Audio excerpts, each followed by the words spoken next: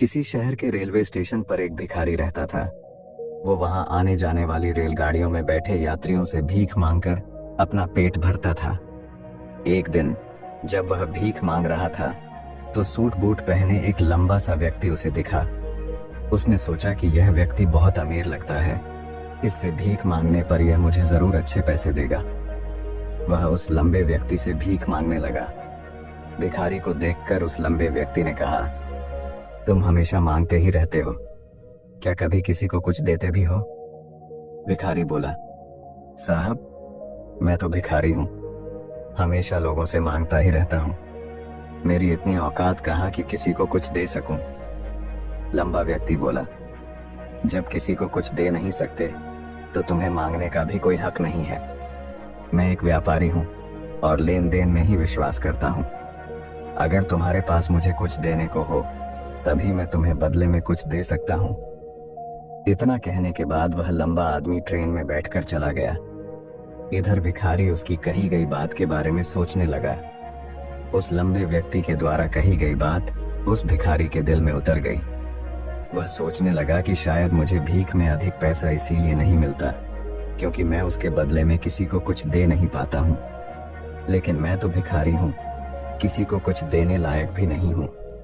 लेकिन कब तक मैं लोगों को बिना कुछ दिए केवल मांगता ही रहूंगा। बहुत सोचने के बाद उस भिखारी ने निर्णय किया कि जो भी व्यक्ति उसे भीख देगा उसके बदले में वह भी उस व्यक्ति को कुछ जरूर देगा। लेकिन अब उसके दिमाग में यह प्रश्न चल रहा था कि वह खुद भिखारी है तो भीख के बदले में वह दूसरों को क्या दे सकता है। इस बात को सोचते हुए 2 दिन हो गए, लेकिन उसे अपने प्रश्न का कोई उत्तर नहीं मिला था। तीसरे दिन जब वह स्टेशन के पास बैठा हुआ था तभी उसकी नजर कुछ फूलों पर पड़ी जो स्टेशन के आसपास के पौधों पर खिल रहे थे।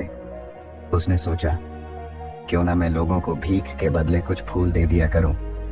उसको अपना यह विचार अच्छा लगा और उसने वहां से कुछ फूल तोड़ लिए।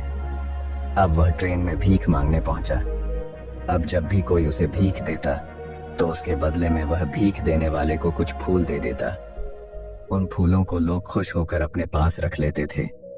अब भिखारी रोज फूल तोड़ता और भीख के बदले में उन फूलों को लोगों में बांट देता था। कुछ ही दिनों में उसने महसूस किया कि अब उसे बहुत अधिक लोग भीख देने लगे हैं। वह स्टेशन के पास के सभी फूलों को तोड़ लाता था। जब तक उसके पास फूल रहते थे तब तक उसे बहुत से लोग भीख देते थे, लेकिन जब फूल बांटते बांटते खत्म हो जाते तो उसे भीख भी नहीं मिलती थी। अब रोज ऐसा ही चलता रहा।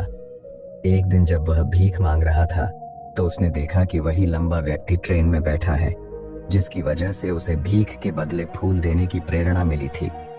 वह तुरंत उस व्यक्ति के पास पहुंच गया और भीख मांगते हुए बोला, आज मेरे पास आपको देने के लिए कुछ फूल हैं। आप मुझे भीख दीजिए तो बदले में मैं आपको कुछ फूल दूंगा। उस लंबे व्यक्ति ने उसे भीख के रूप में कुछ पैसे दे दिए और भिखारी ने कुछ फूल उसे दे दिए। उस लंबे व्यक्ति को यह बात बहुत पसंद आई। वह बोला, वाह क्या बात है, आज तुम भी मेरी तरह एक व्यापारी बन गए हो। इतना कहकर फूल लेकर वह लंबा व्यक्ति अपने स्टेशन पर उतर गया। लेकिन उस लंबे व्यक्ति द्वारा कही गई बात एक बार फिर से उस भिखारी के दिल में उतर गई। वह बार बार उस लंबे व्यक्ति के द्वारा कही गई बात के बारे में सोचने लगा और बहुत खुश होने लगा। उसकी आंखें अब चमकने लगीं। उसे लगने लगा कि अब उसके हाथ सफलता की वह चाबी लग गई है जिसके द्वारा वह अपने जीवन को बदल सकता है। वह तुरंत ट्रेन से नीचे उतरा और उत्साहित होकर बहुत तेज आवाज में ऊपर आसमान की तरफ देखकर बोला, मैं भिखारी नहीं हूं, मैं तो एक व्यापारी हूं, मैं भी अमीर बन सकता हूं। लोगों ने उसे देखा तो सोचा कि शायद यह भिखारी पागल हो गया है और अगले दिन से वह भिखारी उस स्टेशन पर फिर कभी नहीं दिखा।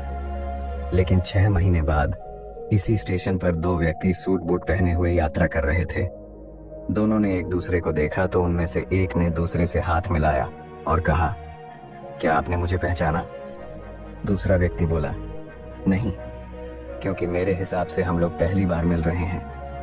पहला व्यक्ति बोला, नहीं, आप याद कीजिए, हम पहली बार नहीं बल्कि तीसरी बार मिल रहे हैं। दूसरा व्यक्ति बोला, मुझे याद नहीं, वैसे हम पहले 2 बार कब मिले थे? अब पहला व्यक्ति मुस्कुराया और बोला, हम पहले भी 2 बार इसी ट्रेन में मिले थे। मैं वही भिखारी हूँ जिसको आपने पहली मुलाकात में बताया कि मुझे जीवन में क्या करना चाहिए, और दूसरी मुलाकात में बताया कि मैं वास्तव में कौन हूँ। दूसरा व्यक्ति मुस्कुराया और अचंभित होते हुए बोला, ओह, याद आया, तुम वही भिखारी हो जिसे मैंने एक बार भीख देने से मना कर दिया था और दूसरी बार मैंने तुमसे कुछ फूल खरीदे थे। लेकिन आज तुम ये सूट बूट में कहाँ जा रहे हो और आजकल क्या कर रहे हो? तब पहला व्यक्ति बोला, हाँ, मैं वही भिखारी हूँ, लेकिन आज मैं फूलों का एक बहुत बड़ा व्यापारी हूँ और इसी व्यापार के काम से ही दूसरे शहर जा रहा हूँ। कुछ देर रुकने के बाद वह फिर बोला, आपने मुझे पहली मुलाकात में प्रकृति का वह नियम बताया था जिसके अनुसार हमें तभी कुछ मिलता है जब हम कुछ देते हैं। लेन देन का यह नियम वास्तव में काम करता है। मैंने यह बहुत अच्छी तरह महसूस किया है, लेकिन मैं खुद को हमेशा भिखारी ही समझता रहा। इससे ऊपर उठकर मैंने कभी सोचा ही नहीं। और जब आपसे मेरी दूसरी मुलाकात हुई तब आपने मुझे बताया कि मैं एक व्यापारी बन चुका हूँ। अब मैं समझ चुका था कि मैं वास्तव में एक भिखारी नहीं बल्कि व्यापारी बन चुका हूँ। मैंने समझ लिया था कि लोग मुझे इतनी भीख क्यों दे रहे हैं, क्योंकि वह मुझे भीख नहीं दे रहे थे बल्कि उन फूलों का मूल्य चुका रहे थे। सभी लोग मेरे फूल खरीद रहे थे क्योंकि इससे सस्ते फूल उन्हें कहाँ मिलते। मैं लोगों की नज़रों में एक छोटा व्यापारी था, लेकिन मैं अपनी नज़रों में एक भिखारी ही था। आपके बताने पर मुझे समझ आ गया कि मैं एक छोटा व्यापारी हूँ। मैंने ट्रेन में फूल बांटने से जो पैसे इकट्ठे किए थे उनसे बहुत से फूल खरीदे और फूलों का व्यापारी बन गया। यहाँ के लोगों को फूल बहुत पसंद है और उनकी इसी पसंद ने मुझे आज फूलों का एक बहुत बड़ा व्यापारी बना दिया। दोनों व्यापारी अब खुश थे और स्टेशन आने पर साथ उतरे और अपने अपने व्यापार की बात करते हुए आगे बढ़ गए। दोस्तों, इस कहानी से हमें बहुत कुछ सीखने को मिलता है। कहानी में लंबा व्यापारी गिव एंड टेक के नियम को बहुत अच्छी तरह जानता था। दुनिया के सभी बड़े व्यापारी इसी जीवन के नियम का उपयोग करके सफल हुए हैं। इस फॉर्मूले को उसने भिखारी को भी बताया। भिखारी ने इस प्राकृतिक नियम को अपना लिया और इसका असर उसके जीवन में साफ दिखाई देने लगा। उसने अपनी सोच बदली और उसकी जिंदगी बदल गई। यह कहानी हमें बताती है कि हम यदि अपनी सोच बदल लें तो कुछ भी हासिल किया जा सकता है। यदि हम खुद को छोटा समझते रहेंगे तो हम हमेशा छोटे ही बने रहेंगे। बड़ा बनने के लिए हमें अपनी सोच को बदलना होगा और खुद के बारे में बड़ा सोचना होगा। कहानी का सार यह है कि सफलता आपकी सोच में छुपी होती है। खुद का आत्मसम्मान जगाइए, अपनी सोच को बड़ा बनाइए और देखिए कैसे आप सफलता के शिखर पर पहुंच जाते हैं।